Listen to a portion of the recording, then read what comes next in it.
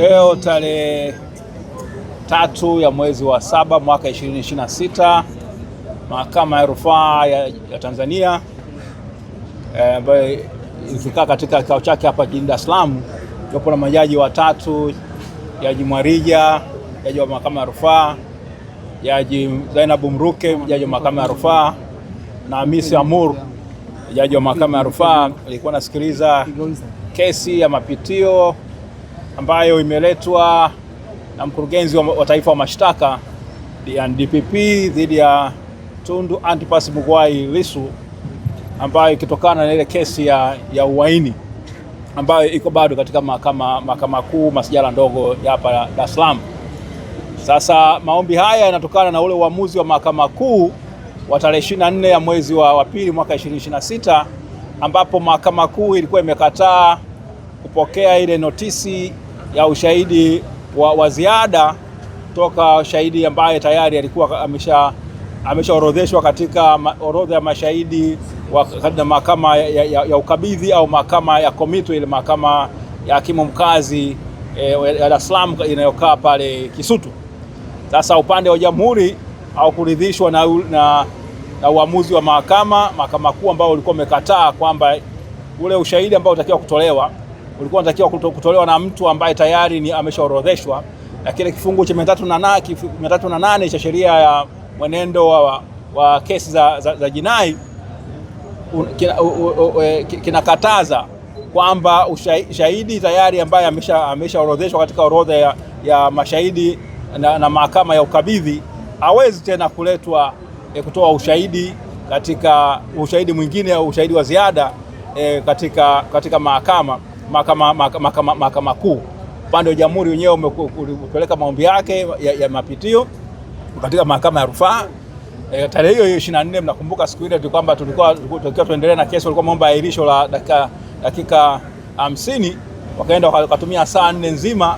Baadaye waliporudi ndio wakatuambia kwamba wakatuletea hiyo notice, na walikuwa mkumbuke walikuwa wamezima na simu zao ili wasipatikane wakipigiwa kama tayari mahakama iko tayari kuendelea na kesi.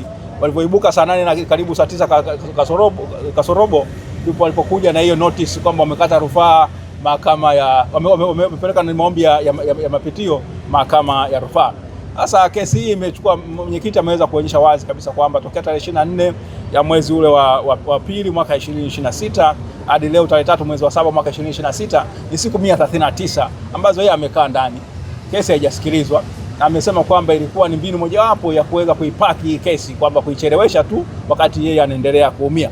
Sasa alikuwa amewasilisha zuio haya pingamizi dhidi ya maombi ya serikali, akisema kwamba haya ni miongoni mwa aina ya mashauri au aina ya maombi ambayo hayaruhusiwi na sheria, kwa sababu mahakama inapotoa uamuzi mdogo kuhusiana na hoja yoyote mahakamani, basi wadaiwa hawaruhusiwi kukata rufaa au kupeleka maombi ya mapitio, labda tu pale ule uamuzi unapokuwa umetolewa uwe na ile hadhi ya kumaliza kabisa lile shauri au kuamua kwamba nani kashinda nani kashindwa, na kwa maana hiyo kuna hukumu au kuna uamuzi ambao unaamua moja kwa moja haki za wadaiwa.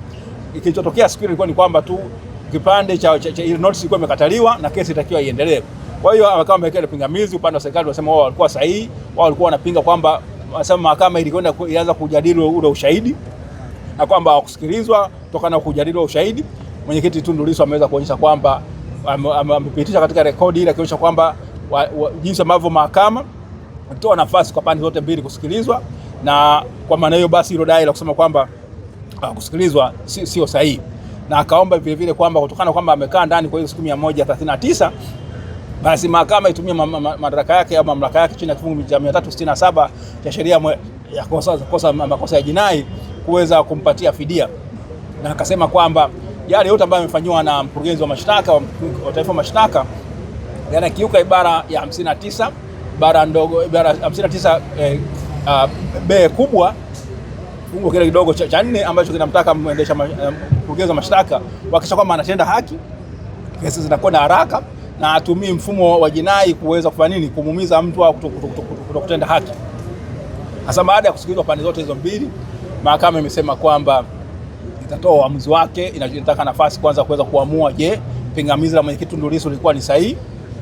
Kama ni sahihi itaishia tu hapo, lakini ikiona kama pingamizi alikuwa na msingi, basi itaingia katika awamu ile ya kufanya nini, kutolea uamuzi katika yale maombi ya serikali ambayo yalikuwa yamesikilizwa. Kwa hiyo ndicho ambacho kimejina. Baada hapo akasema mahakama ikasema baada ya kuandika uamuzi basi notice au taarifa itatolewa kutujulisha kwamba uamuzi huo utakuwa tayari lini, tayari kwa kuweza kusomewa. Asante. Katika kila mtaa,